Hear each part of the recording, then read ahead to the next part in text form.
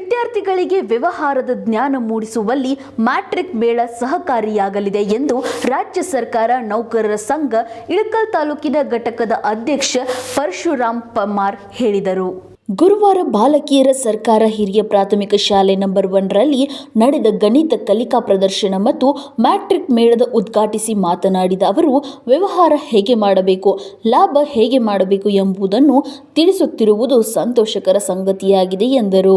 ಬಳಿಕ ಮುಖ್ಯ ಅತಿಥಿಗಳಾಗಿ ಪ್ರಾಥಮಿಕ ಶಾಲಾ ಶಿಕ್ಷಕರ ಸಂಘದ ಅಧ್ಯಕ್ಷ ರಂಗನಾಥ್ ಮಾಸ್ತರೆಡ್ಡಿ ಮಾತನಾಡಿ, ಗಣಿತ ವಿಷಯ ರಾಜನಿದ್ದಂತೆ, ವಿಜ್ಞಾನ ವಿಷಯ ರಾಣಿ ಇದ್ದಂತೆ ಎಂದು ಹೇಳಿದರು. ಈ ವೇಳೆ ಮುತ್ತು ಬಿಳಿಗಿ, ಎಸ್ ರೇಷ್ಮಾ ಅತಿಥಿಗಳಾಗಿ ಭಾಗವಹಿಸಿದರು.